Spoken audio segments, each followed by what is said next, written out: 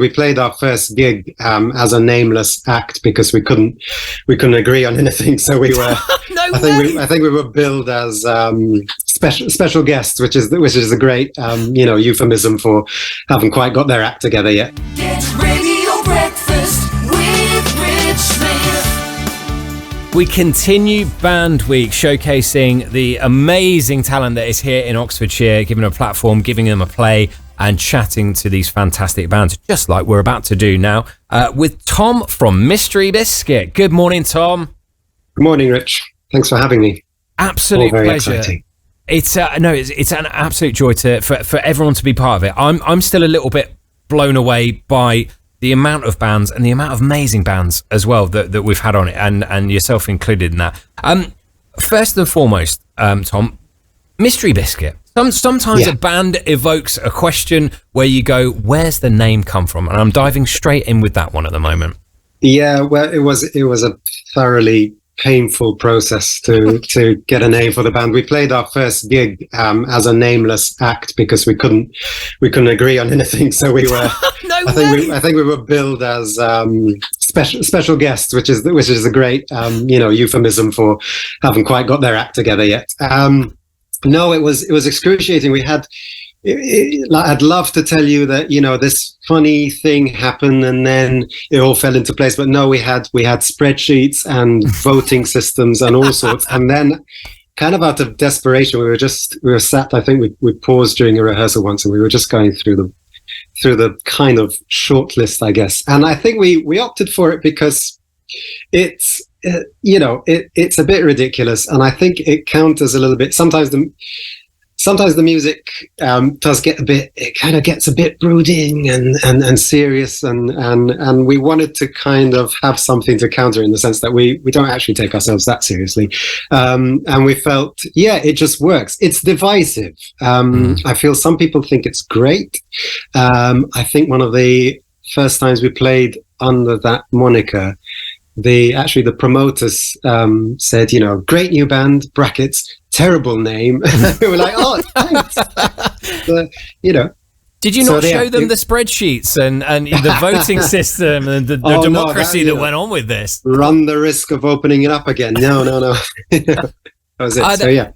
That is brilliant. I guess it's one of those things that of course it could just roll off the tongue, but a band has to have a name and it has to evoke that image of what the band is, and if it doesn't, then you're expecting something different. And if you've got four people, it's kind of it's tricky because everyone has a slightly different take on what you do. But Indeed. Now, this probably sort of leads into your sound and the sound of the band, which is a really interesting one. You sort of cite bands as Sonic Youth and Can and a kind of a lot of that sort of German sound from kind of that experimental era from the sort of late 60s through early 70s, which I'm actually a super fan of. Harmonia, and Can and what have you, and Kraftwerk, all of that kind of sound and stuff that came from there.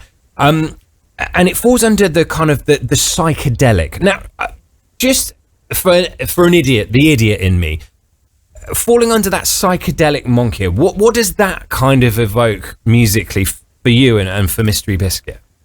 I think there's this sort of as you mentioned, there's kind of two main elements to our sound. I think there's that the term psychedelic. So it's a very fluid term, and it can mean different things to different people. I think fundamentally, a lot of the songs do evolve from jams. That's, I think, probably a defining feature, and that's something that I've kind of adapted to. I used to write a lot by myself and then show up with here's the song, I've written it, and then it doesn't work with this lot, and I've grown to love it. It's great. I show up with an idea now, or magic, our bassist shows up and we jam it for quite a long time sometimes, and it goes around and we record sessions, and I think that's the aspect of sort of psychedelic that we take. There's a kind of free-flowing approach to the sound, to the song itself. It's very much a band effort.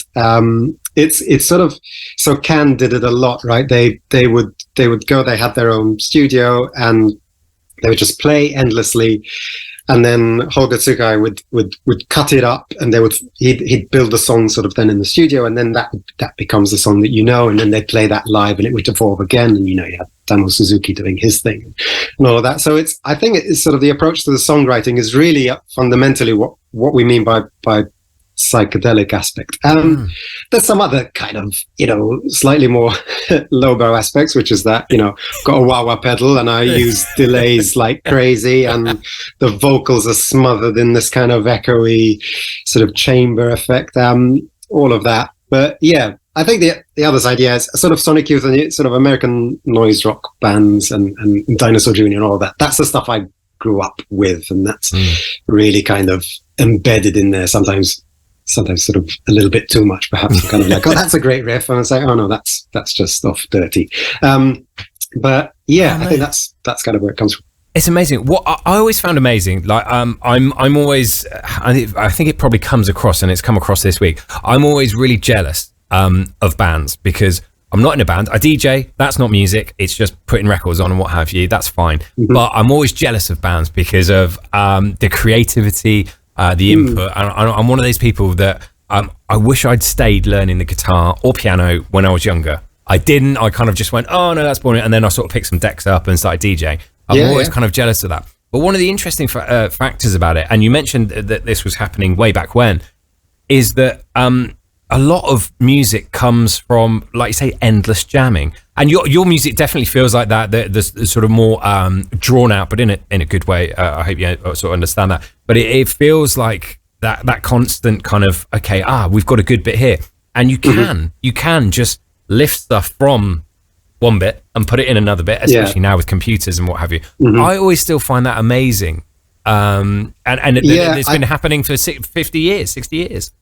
Yeah, I mean, I do really. A band is great if you ever feel like you really really want to form one. I'd say go for it. There is something magical. I mean, I'm a fan of sort of very carefully crafted, perfect, short pop songs and all that. I think that's magical as well. But there's something great about being in a room. Sometimes it clicks, sometimes it doesn't. We listen back to stuff and we think, oh, this is, that's going in the bin. But when it clicks, it really is.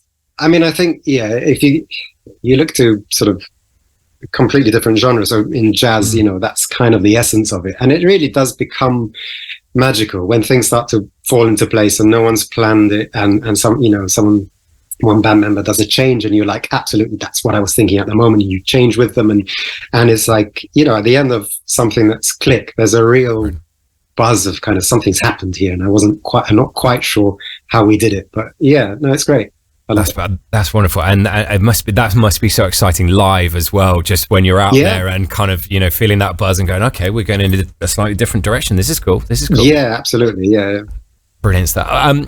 Okay, well, look, we've got a summer coming up, which is fantastic. Let's see what the summer looks like for Mystery Biscuit in terms of gigs, in terms of recording more stuff. What can we expect? Yeah, so we're focusing on the recording actually. So we've not scheduled any gigs for the coming months. We've got one in October with Spinner Fall, who are lovely guys at the library. Prior to that, we've got a 5-track EP that we've laid down.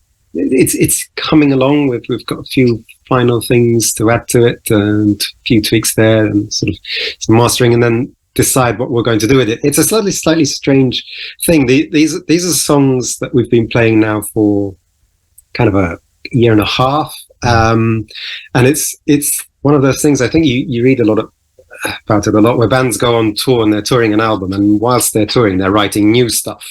And as soon as you're in that position, you're like, oh, the new stuff is nice. I like this kind of. So we've got these songs. I think we're going to get them together, release it sort of properly as an EP.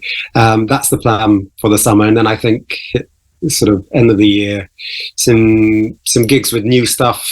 Brilliant. And kind of promoting the EP at the same time. That's the plan. Awesome. Where can people find out a little bit more about Mystery Biscuit, and also tell us a little bit more about the single we're about to play, I Was Born Tonight? Yeah, so in terms of finding out, I guess we are on on the Twitter sphere. I say we, it's mostly me rambling. I can't guarantee, really scintillating discourse, but we will let you know when we're playing, which is probably the most important thing. We're also on Bandcamp, which is great, so you can join us there. And I don't know, at some point probably we'll get hip and join Instagram or whatever. But at the moment, Twitter and Bandcamp are the easiest ways to find out what we're up to. The song is, I want to say it's about, ostensibly, I guess it's about artificial life and the horrors of artificial life. That's kind of one level of it. It's definitely, it's music driven, and there are parts of the lyrics where I could retrofit meaning onto them, but it could be deceitful. So let's say, the syllables fit. It just works. It just works. But yeah, it's got the two bits that sort of, I think, define our sound. So we use samples quite a lot. I'm a kind of reluctant vocalist, so there's our two tricks being used on this, which is we use something else, which is in this case I think it's taken from a Ray Bradbury sci-fi play, right, from the 60s. And then when my singing comes in, it's kind of, like I said, it's drenched in echoes and reverbs and all that. But yeah. Super, brilliant stuff. Tom, it's been an absolute joy and a pleasure catching up with you. And as with every band, I feel like we could go on for hours and hours, and we've got news and travel and goodness knows what else to do. So I only apologise about that, but I don't apologise for this. This is Mystery Biscuit, and I Was Born Tonight on Get Radio on Band Week. Yes.